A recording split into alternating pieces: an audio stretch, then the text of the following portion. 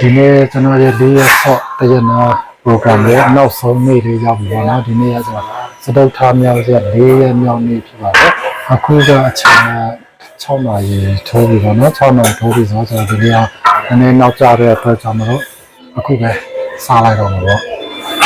အချိန်ကတော့6နာရီထိုးသွားပါပြီပြအခုဒီနေ့ဆော့မှာကကျွန်တော်ပခုံးရယ်လေကုတ်ရယ်အောက်ပိုင်းရယ်ထိုင်မယ်ပေါ့နော်အဲ့ခါကျတော့အခုကပခုံးရယ်ဆော့မယ်ဆိုတော့ဆုံးသွားပါပဲတွေးပူရယ်လောက်မယ်ဗျ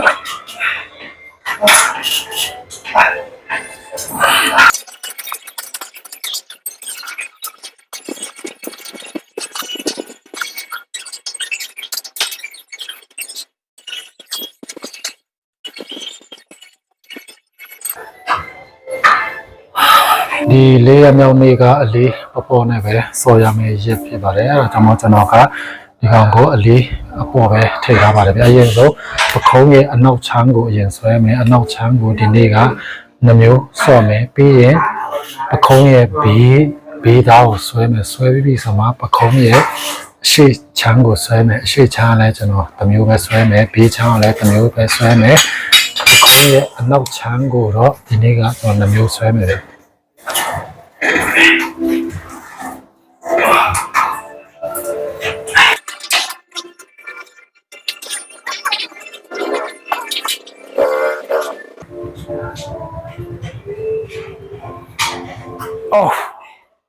ဒီအလေးအပေါ်နဲ့ဆော်ရရမှာထုံးစံဘယ်ပဲဆို2မိနစ်ပဲနားရပါတော့အခုကဒုတိယကြော့ကိုဆော်တဲ့ချိန်ကျလဲအလေးကအတိုးရှော့မရှိဘူးဒီတိုင်းပဲဆွဲမယ်အချိန်ရတော့ဆွဲမယ်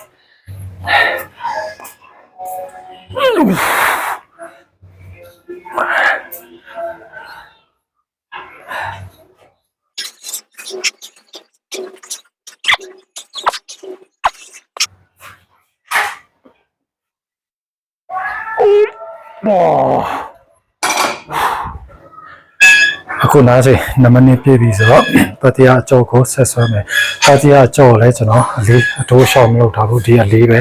ဆော့မယ်အချိန်ကြီးရတော့ဆွဲမယ်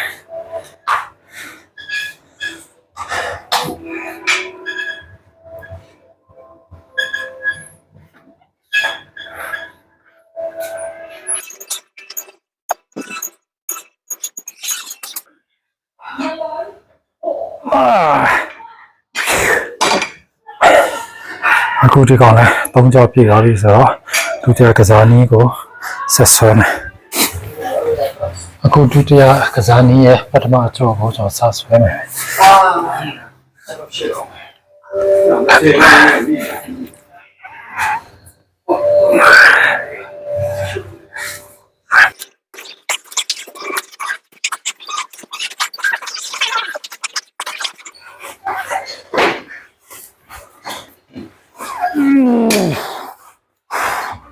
အခုကအလေးပေါ်နဲ့ဆော်တဲ့အတွက်ကြောင့်ကျွန်တော်ခုစဒီကောင်ကိုဆွဲတာအချက်30တော့ကျော်တော့တယ်ပေါ့နော်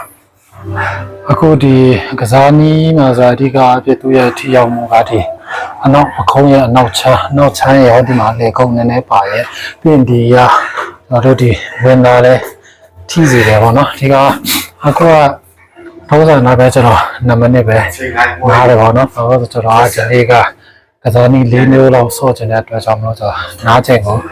တတ်နိုင်တော့ကျွန်တော်ရှော့လာတယ်အလေးအပေါ်နဲ့ပဲဆော့ရတာဖြစ်တဲ့အတွက်ကြောင့်မလို့ကျွန်တော်က2မိနစ်ပဲနားတာဖြစ်ပါတယ်ဗျဒီကစားနည်းမှာဆိုရင်ခြေထောက်ကဒီလိုအနေထားမယ်ပြီးရင်ဒီပန်ချောင်းကိုအကျေကင်ပြီးတော့မှသူရဲ့ဒီပန်ချောင်းကတော့ဒီရဲ့ဒီပေါင်အနောက်နားကိုတော့ထိပြီးကတ်လေးဆွဲပြီးဆော့ပေးရမှာဖြစ်ပါတယ်ဗျ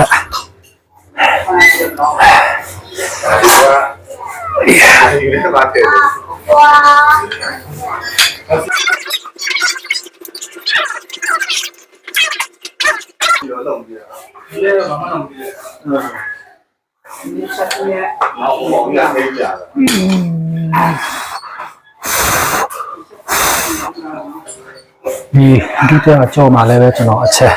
30ကျော်ဆော့ပါတယ်35ချက်တော့ရှိနေတယ်ကျွန်တော်တတိယကြောဆွဲမယ်အချက်ရရတော့ဆွဲမယ်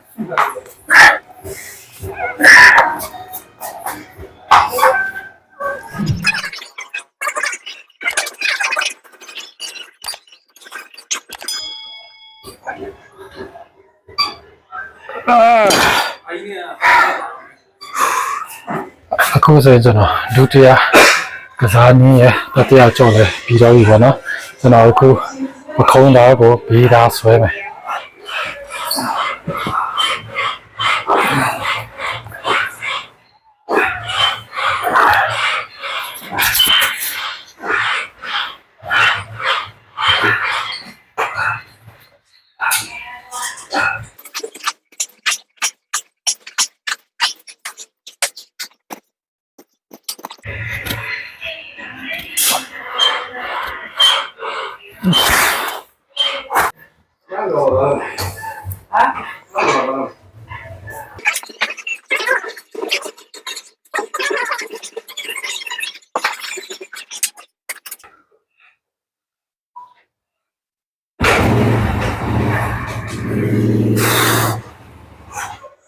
ဒီကိနေလာခါရီစားလေးတွေတော့ဖတ်တာရှုံးတာ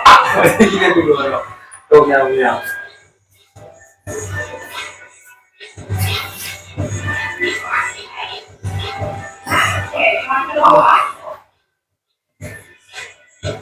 အခုကျွန်တော်စောနေတာပခုံးပေးတာ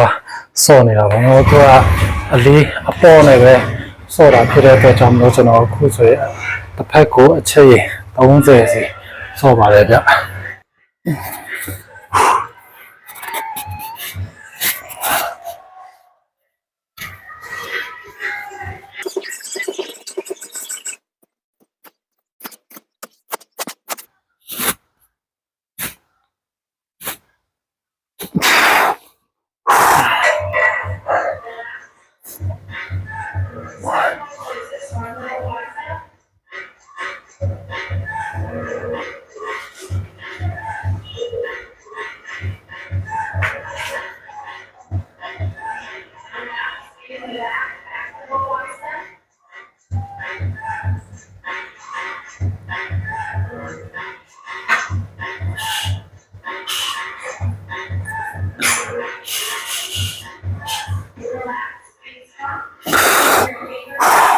ဟိုနောက်ကနိုင်မှာပြထားတာတော့ကျွန်တော်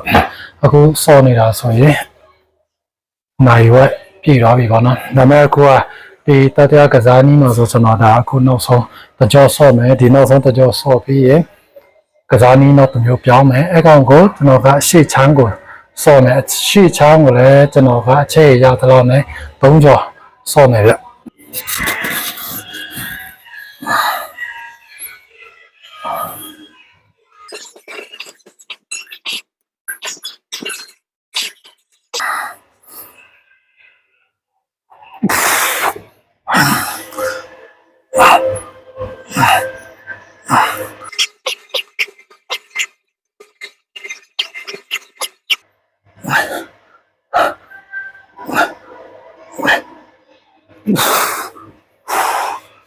အခုဒီတတိယကစားနည်းရဲ့ကျွန်တော်ဒီဘေးပခုံးသားကိုစော်တဲ့ခါကျွန်တော်ကဒီနောက်ဆုံးအကြောင်းမှာတော့ကျွန်တော်အချက်ကြီး25ချက်ပဲရပါတယ်ဗျအခုဆက်ပြီးတော့မှကျွန်တော်ပခုံးအရှိချမ်းကိုကျွန်တော်တစ်မျိုးပဲစော့မယ်ပြီးရင်ကျွန်တော်တခြားကစားနည်းကိုပြောင်းရအောင်မယ်ပေါ့နော်နောက်ကစားနည်းတစ်ခုကပါလဲဆိုတော့ကျွန်တော်ဒီလက်ကုပ်ကိုလည်းကျွန်တော်ဆွဲအောင်မှာဖြစ်ပါတယ်ဗျ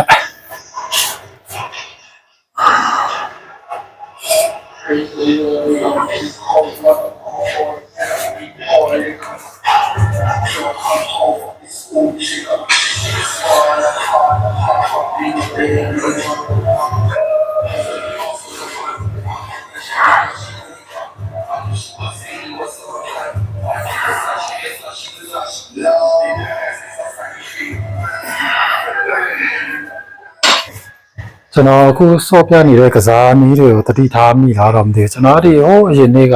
စော်တဲ့ဒီအလေးအကြီးတွေနဲ့ကင်ပြီးစော်တဲ့ရက်နဲ့ကစားနည်းမတူပါဘူးဗျာဒီနေ့တော့ကျွန်တော်ကတခြားစက်သားအစိတ်အပိုင်းတွေကိုလည်းပို့ပြီးတော့မှထီရောက်စေခြင်းတဲ့အတွက်ကြောင့်မလို့ကျွန်တော်တခြားကစားနည်းတွေကိုပြောင်းပြီးစော့ပြထားတာဖြစ်ပါတယ်အခုကျွန်တော်ဒီပခုံးရှေ့ချမ်းကိုစော့ပြမယ်ကစားနည်းဆိုရင်လည်းအဲ့လိုပဲသူကထိုင်ပြီးစော်လဲရတယ်မတရပြီးစော်လဲရတယ်ဘာလို့အဆင်ပြေသလိုစော်လို့ရပါတယ်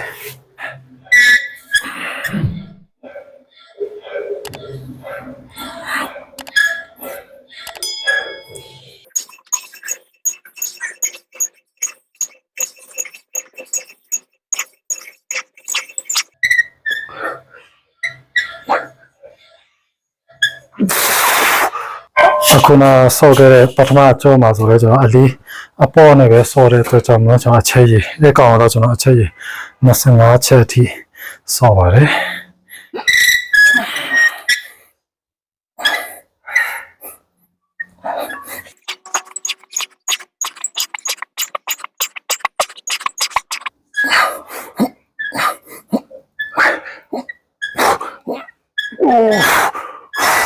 အခုကျွန်တော်ဒီဆော့နေတဲ့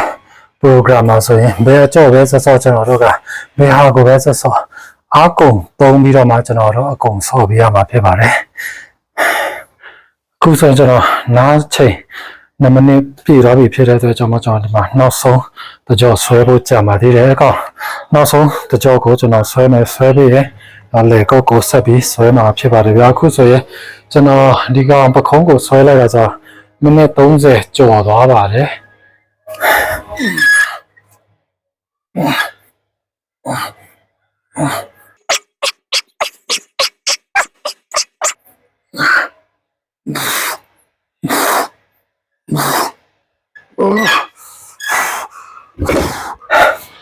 အခုဆိုရင်ကျွန်တော်ပခုံးဆွဲလို့ပြီးတော့ပြီကျွန်တော်လေကုတ်ကိုဆက်ဆွဲပါအောင်မယ်ဒီမှာကျွန်တော်ကြားဖြတ်ပြီးတစ်ခုပြောပြချင်တာရှိတယ်ဗောနော်ကျွန်တော် main ကလေးပဲဖြစ်ယောက်ျားလေးပဲဖြစ်ကိုယုံကြည်မှုရှိအောင်ဆိုပြီးတော့မှကျွန်တော်တို့အများအဖြစ်ရေမွေးတွေဆွတ်ကြတာရှိတယ်ပြီးတော့ကိုယ့်ရဲ့ဂျိုင်းအနက်အသက်တွေတက်တာအောင်လို့ဆိုပြီးတော့မှ roll on နေပါတယ်သုံးကြတာရှိတယ်ဗောနော်အဲ့ဒီကောင်တွေကတာမန်အနေအထားနဲ့ကျွန်တော်တို့ရုံးနေပါတွေထိုင်တဲ့လူတွေအငိမ်ထိုင်တဲ့လူတွေပြီးရင်နီနီနာနာဟိုဒီသွားတဲ့လူတွေအတွက်တော့အဆင်ပြေတယ်ဗောနော်ဒါပေမဲ့ကျွန်တော်တို့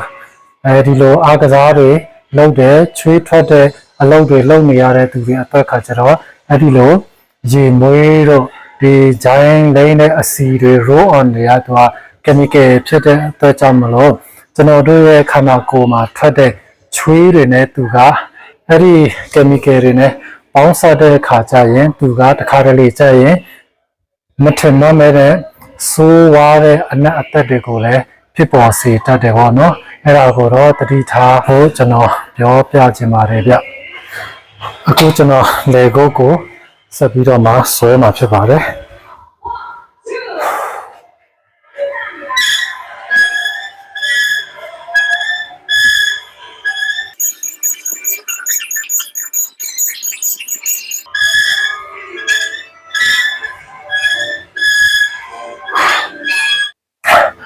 အခုကျွန်တော်ဆွဲတာကတော့အဓိကကျွန်တော်လေကုတ်ကိုအားဆိုင်ပြီးဆော့နေတာဖြစ်ပါတယ်ဒီကစားနည်းရပါလဲဆိုကျွန်တော်တို့ဒီပခုံးနဲ့အထင်မှားတတ်တယ်ပေါ့နော်အခုကဲလို့ဒီကောင်ကပခုံးကိုဆော့တယ်ဆိုတော့ရင်ကိုဖွင့်ထားပေးရမယ်အခုကလေကုတ်ကိုဆော့တဲ့အခါကျတော့ဒီလိုခန္ဓာကိုယ်အနှင်းငယ်ရှိကိုနည်းနည်းလေးညှို့ပေးပြီးလက်ကိုဒီလိုလေးရှေ့ဆက်ပြီးချတဲ့အခါကျတော့ဒီလေကုတ်ဓာတ်ကိုဒီလိုလေးအတာလေးထုတ်ပြီးချပေးရမယ်ပြီးရင်လေကုတ်ညစ်အားနဲ့ပြန်ဆွဲတက်မယ်လေကုတ်နဲ့ထိန်းပြီးပြန်နေထားတိုင်းဆော့ပေးရမှာပေါ့နော်အခုကျွန်တော်ဒုတိယအကြော့ကိုစမယ်ပေါ့နော်ကျွန်တော်ဒီလိုကစားနည်းမှာဆိုရင်ကျွန်တော်နေတဲ့အခါကျတော့ဒီလိုလက်တွေကိုစမ်းပြီးဆော့ရတဲ့ဘေကစားနည်းမဆိုကျွန်တော်အလေးသိမ့်မနိုင်ပါဘူးအဲဒါကြောင့်ဒီမှာဆိုလဲကျွန်တော်ကတစ်ဖက်ကို 5kg အလေးပဲထည့်ထားပါတယ်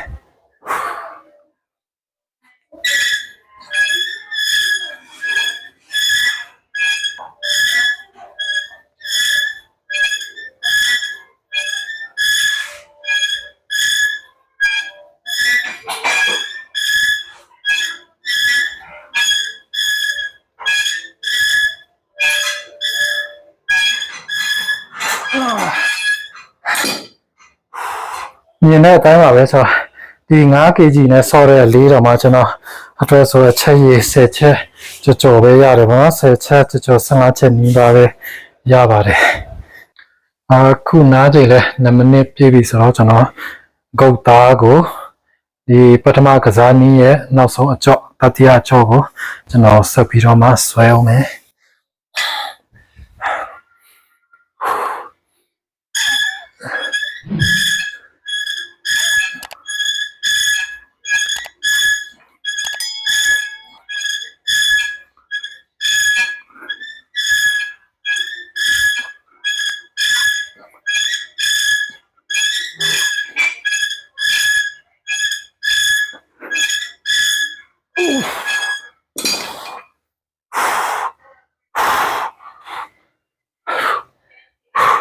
အခုခေတ်ဆိုရင်ဆေးဝါးတွေ supplement တွေ protein တွေလည်းပေါ်ပေါ်များများလေးကူရနေတဲ့အတွက်ကြောင့်မလို့အခုဆိုဘာဖြစ်လာလဲဆိုတော့အခုမှ gym ဆော့မဲ့လူငယ်တွေကပါလဲဆိုရင်ဒီဟာတွေကိုသူတို့ကပုံမှန်မဖြစ်မနေသုံးရမယ်အဲ့ဒါမှသူတို့ရဲ့ခွန်အားဗလာတွေကြီးမယ်ခန္ဓာကိုယ်ရောင်းလဲတာမြန်ဆန်ဖြစ်မယ်ဆိုပြီးတော့မှသူတို့ကအဲ့လိုမျိုးတွေးထင်တတ်ကြတယ်ပေါ့နော်တကယ်တမ်းကကျတော့အခုမှဆော့တဲ့သူတွေအနေနဲ့ဆိုရင်ဘာမှမလိုပါဘူးအိမ်ကအမေချက်တဲ့သမင်းဟင်းလေးစားရနေလဲအဆင်ပြေပါတယ်အဓိကကိုက training ကိုမမှန်ဆော့မယ်ဂျင်ယုံကိုမမှန်သွားမယ်ကစားနည်းတွေစနစ်တကျကစားမယ်ဆိုရင်အချိန်အတိုင်းအတာတစ်ခုရောက်တဲ့အခါကျရင်သူခန္ဓာကိုယ်အနေအထားတစ်ခုကိုရရှိမှာဖြစ်ပါတယ်ကျွန်တော်တို့ခန္ဓာကိုယ်အနေအထားတစ်ခုရောက်ပြီးကစားသက်လေးလည်းအတော်ကလေးရလာပြီဆိုခါကျမှသာတခြား supplement တွေဒီ protein တွေတခြားဆေးဝါးတွေကိုသုံးဆွဲရင်ပို့ပြီးအဆင်ပြေနိုင်မှာဖြစ်ပါတယ်အဲ့ဒါတွေမသုံးနိုင်လို့လည်းစိတ်ဓာတ်ကျစရာမရှိပါဘူးအိမ်ကအမေချက်ပေးတဲ့သမင်းဟင်းလေးကိုမမှန်လေးစားရုံနဲ့လည်းကျွန်တော်တို့ခန္ဓာကိုယ်ကြီးထွားမှုအတိုင်းအတာတစ်ခုကိုရရှိနိုင်မှာဖြစ်ပါတယ်ဗျကျွန်တော်အလေးပေါ့အချိန်ရများဆော့မှာဖြစ်တဲ့အတွက်ကြောင့်မို့ကျွန်တော်ဒီမှာကျွန်တော်အလေးတုံးကိုကျွန်တော်နှစ်ပေါက်ပဲထည့်ထားပါတယ်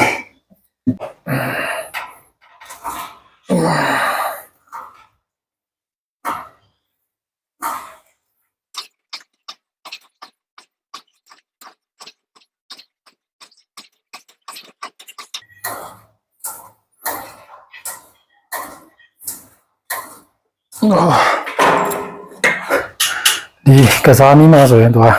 တတိထားရမှာတကူကတတောင်စိတ်ကောဒီလိုမျိုးလေးနည်းနည်းလေးတော့ထောင်ပေးရမယ်ပေါ့နော်တကယ်လို့တတောင်စိတ်ကဒီလိုအောက်ကျသွားတယ်ဆိုရင်ကိုတိချက်နေပြီးတော့မှကျွန်တော်ပခုံးသားနဲ့ဒီဝင်းသားအပေါ်ချမ်းကိုပို့ပြီးတော့မှထိစေတယ်ပေါ့နော်အဲဒါကြောင့်ကျွန်တော်ကအခုကိုစောနေတဲ့အတွက်ကြောင့်မလို့လက်ကိုဒီလိုလေးမြောက်မယ်တတောင်စိတ်ကိုပို့ပြီးတတ်နိုင်တယ်လို့ပေါ့နော်ပို့ပြီးမြောက်ထားပေးရမှာဖြစ်ပါတယ်ဗျအဲ့ဒါမှသူရဲ့ဒီရဲ့လေကုတ်သားကိုပို့ပြီးတော့မှထီအောင်မှုရှိစေမှာဖြစ်ပါတယ်အခုဆိုလဲနားချိန်2မိနစ်ပြည့်သွားပြီဖြစ်တဲ့အတွက်ကြောင့်မို့ကျွန်တော်ဒုတိယအကြော့ကိုဆက်ဆွဲအောင်မယ်ဗျ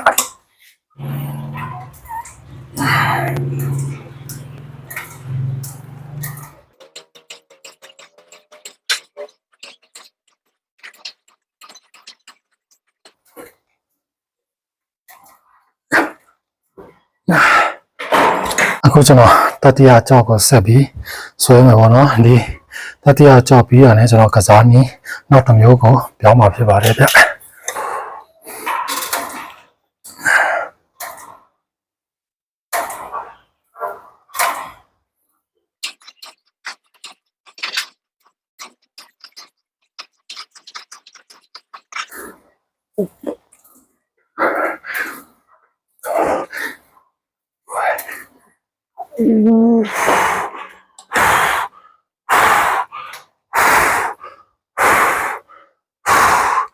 ကျွန်တော်အချိန်20ကျော်ဆွဲတဲ့အတွက်ကြောင့်မို့တော်တော်လေးတော့မောတယ်ပေါ့နော်အခုဆိုရင်ကျွန်တော်ကစားနည်းနှစ်ခုပဲ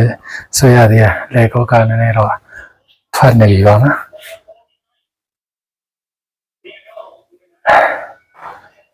ဒီနေ့အတွက်လေကောကစားနည်းရဲ့နောက်ဆုံးကစားနည်းကိုကျွန်တော်အခုစပြီးစောင့်မယ်ပေါ့နော်ဒီမှာပဲကျွန်တော်ဆက်ပြီးဆွဲမှာဖြစ်ပါတယ်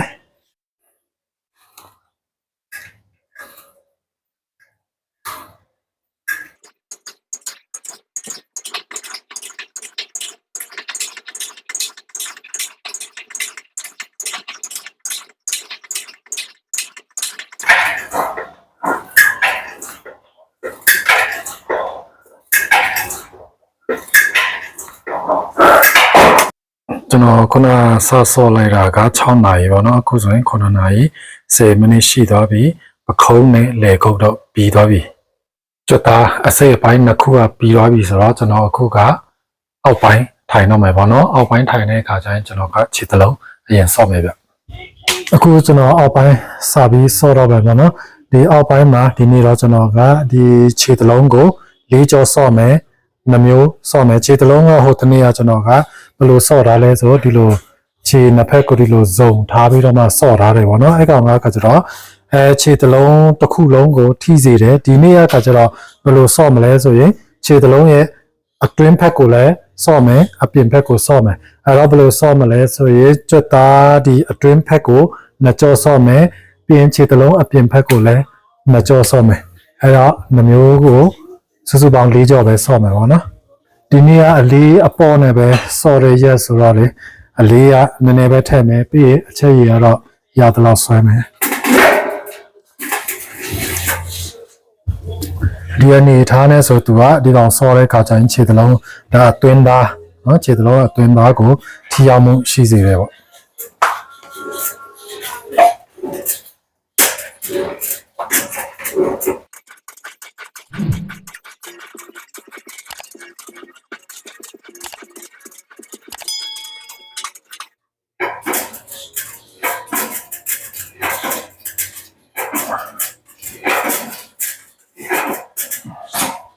အခုကျွန်တော်ဒီဒုတိယအကြော့မှာထပ်ပြီးတော့မှဒီခြေသလုံးကိုထပ်ပြီးကစားမယ်ခြေထောက်ကအနေထားကိုတစ်ချက်ကြည့်ပေးပါတော့ခြေထောက်အနေထားဒီလိုမျိုးဖြစ်ရမယ်ဒီလိုဖြစ်မှသူကခြေသလုံးရဲ့အတွင်းသားကိုထိမှဖြစ်ပါတယ်ပေါ့နော်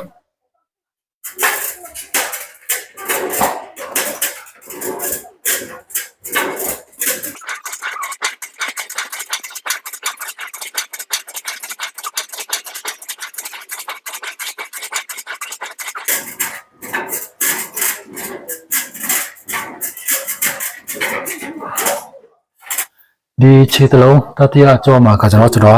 ကစားနည်းပြောင်းမယ်ပေါ့နော်အခုကဘာလဲဆိုရင်ခြေသလုံးရဲ့အပြင်ဘက်ကိုဆော့မှာဖြစ်တယ်ပေါ့နော်အဲ့တော့ကျွန်တော်ခြေထောက်အနေထားလေးလည်းပြောင်းမယ်တစ်ချက်လောက်လိုက်ကြည့်ပေးကြပါဦးဒီအနေထားပေါ့ခြေဖြားကိုဒီလိုစုမယ်ဖလောက်ကိုအပြင်ဘက်ထုတ်မယ်အဲဆိုရင်သူရဲ့ထိချက်ကဒီအပြင်ဘက်ခြေသလုံးအပြင်ဘက်ကိုထိစေတယ်ပေါ့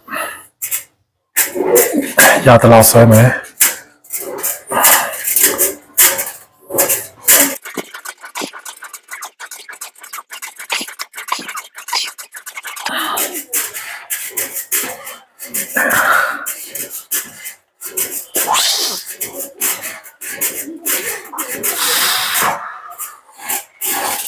ကြားထဲမှာလည်းကျွန်တော်2မိနစ်ပဲနားပါတယ်အခုခြေသလုံးနောက်ဆုံးအကြော့ကိုကျွန်တော်ကစားမယ်ဗျဒီကောင်ကိုလည်းကျွန်တော်ချက်ရသလောက်ပဲပေါ့နော်အခုကျွန်တော်ခြေသလုံးနောက်ဆုံးအကြော့ကိုကျွန်တော်ကစားမယ်ပေါ့နော်ခြေသလုံးရဲ့အနေအထားကသူကအတွင်းဘက်မှာတစ်ချမ်းရှိတယ်အပြင်ဘက်မှာတစ်ချမ်းရှိတယ်ပေါ့နော်အစောကကျွန်တော်ဆော့လိုက်တာကအတွင်းဘက်ချမ်းကိုဆော့လိုက်တယ်အခုကကျွန်တော်ကဒီအပြင်ဘက်ချမ်းကိုဆော့တာပေါ့နော်အတွင်းဘက်အချမ်းကိုကျွန်တော်ဒီနေ့တော့နှစ်ကြော့ပဲဆော့တယ်အပြင်ဘက်ချမ်းကိုလည်းကျွန်တော်နှစ်ကြော့ပဲဆော့ရတော့နော်အဲ့တော့ခြေသလုံးတစ်ခုလုံးကိုကျွန်တော်စုပေါင်းဒီအတွင်းနှစ်ကြော့အပြင်နှစ်ကြော့စုပေါင်း၄ကြော့ပဲဆော့မယ်ပေါ့နော်အခုကတော့ဒါကျွန်တော်နောက်ဆုံးနံပါတ်၄အကြော့ဖြစ်ပါတယ်ဒါပြီးတော့ကျွန်တော်စကွတ်လေးပါလေးထိုင်အောင်မယ်ပေါ့နော်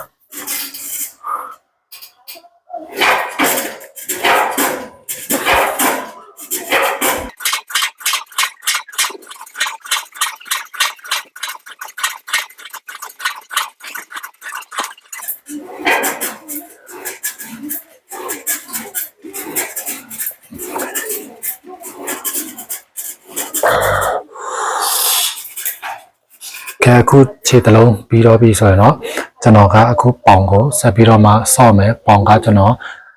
အရှိပေါင်အတွက်ကိုကျွန်တော်နှမျိုးစဉ်းစားထားပါတယ်နံပါတ်1က squat ထိုင်မယ်ပေါ့နော်ပြီးရင်ကျွန်တော် lunge ဆော့မယ်အဲ့ဒါပြီးရင်တော့ကျွန်တော်အနောက်ပေါင်ကိုကျွန်တော်ကစားနည်းနှမျိုးနဲ့ကစားမယ်ပေါ့နော်အဲ့ဒါဆိုတော့အချိန်ကနိုင်ဝက်ကွက်တိမယ်လို့တော့ကျွန်တော်တော့မှန်ထားတယ်ဗျဒီနေ့ကအလေးအပေါ်နဲ့ဆော့ရမယ်ရဲဆိုတော့ကျွန်တော်အလေးတီးတီးပဲထည့်ထားတယ်အခုကျွန်တော်ဒီဆော့မဲ့ကစားနည်းက squat ထိုင်တဲ့အခါကျရင်ကျွန်တော်တို့အဓိကရှေ့ပေါင်ကိုဦးစားပေးပြီးဆော့မယ်ပေါ့နော်အဲ့တော့အကောင်ကိုထိုင်တဲ့အခါကျရင်ဒီကစားနည်းနဲ့လည်းဆော့လို့ရတယ်ဆိုတာကိုကျွန်တော်ကပြပေးချင်တဲ့အတွက်ကြောင့်မို့ကျွန်တော်ဒီကစားနည်းကိုရွေးချယ်ထားခြင်းဖြစ်ပါတယ်ဗျ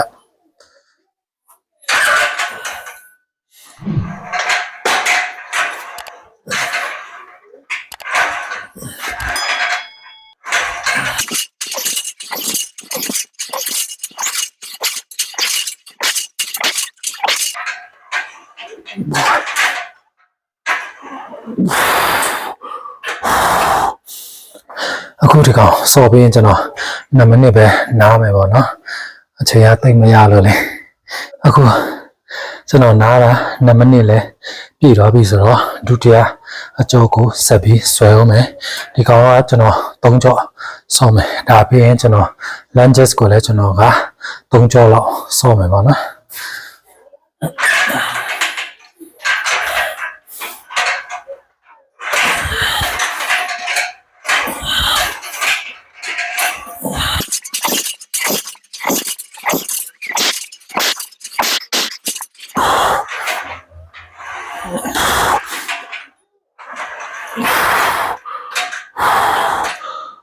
အခုကျွန်တော်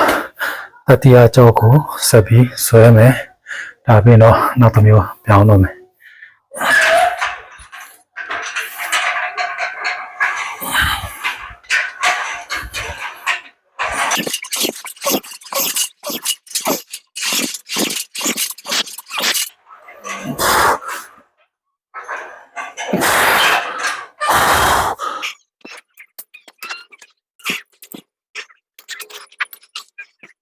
အခုဒုတိယကစားနည်းရဲ့ပထမအကြောကိုကျွန်တော်ဆက်ပြီးဆွဲအောင်မယ်ဗျ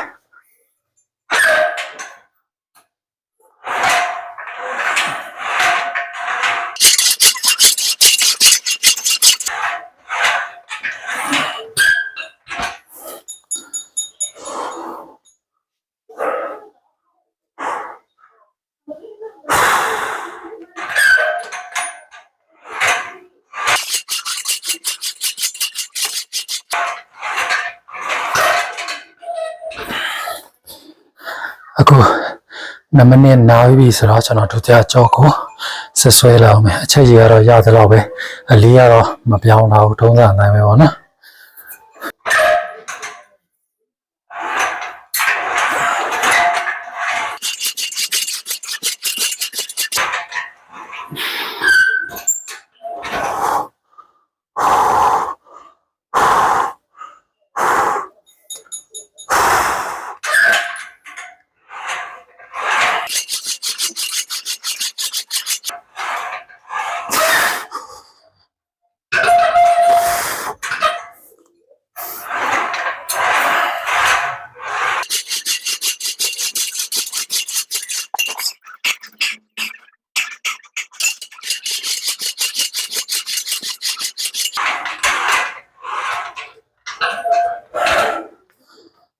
အခုဆိုရင်ကျွန်တော်ဒီကောင်ရဲ့ဒီပေါင်ဒုတိယကစားနည်းရဲ့တတိယအကြော့ပြီးသွားပြီပေါ့နော်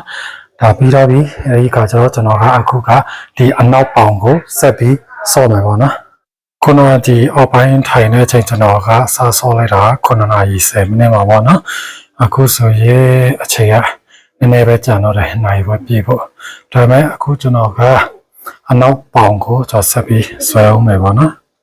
ဒီနေ့တော့ကျွန်တော်ကဒီနောက်ပေါင်ကိုကျွန်တော်2မျိုးဆော့မယ်တစ်မျိုးကိုကျွန်တော်2ကြော့ပဲဆော့မယ်ပေါ့နော်ဒါအချိန်လဲသိမရတော့တဲ့အတွက်ကြောင့်မလို့တစ်မျိုးကို2ကြော့ပဲဆော့မယ်ဒါပြီးကျွန်တော်လဲနားတော့မယ်ပေါ့နော်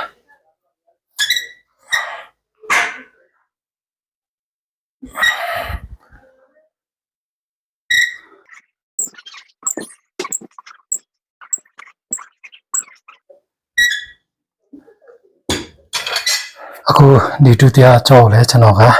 အလေးရအဲ့လောက်ပဲစောင့်မယ်ပေါ့နော်အခုကကျွန်တော်လူလဲနည်းနည်းအားကုန်နေပြီဖြစ်တဲ့အတွက်ကြောင့်မဆိုလဲအချက်ကြီးတော့အဲ့လောက်မရတော့ဘူးဗျ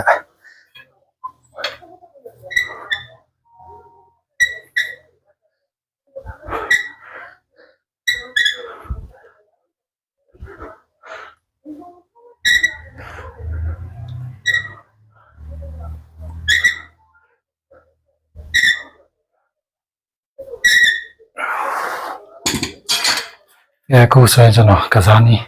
နောက်ဆုံးတစ်မျိုးပဲကျန်တယ်ပေါ့နော်ဒီကောင်လဲကျွန်တော်က2ကြော့ပဲဆော့မယ်2ကြော့ဆော့ပြီးတော့ကျွန်တော်နားပါပြီဗျ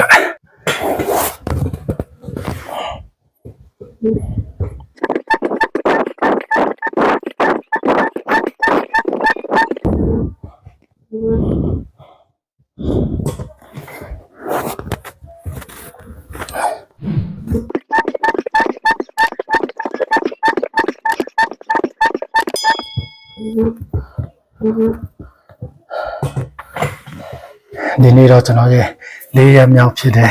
4ရက်စော့တရက်နာ program ရဲ့နောက်ဆုံးရက်လေးမှာကျွန်တော်အခုလိုပဲ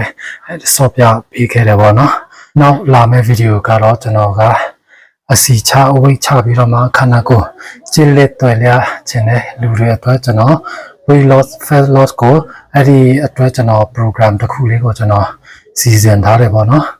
အဲ့ဒါလေးတွေကိုဆက်ပြီးတော့မှကြည့်ချင်တယ်ဆိုရင်ကျွန်တော်ရဲ့ဗီဒီယိုလေးကိုလည်းစောင့်မျှော်ရှုစားအားပေးကြပါဦးဗျအခုကျွန်တော်ရဲ့ဒီ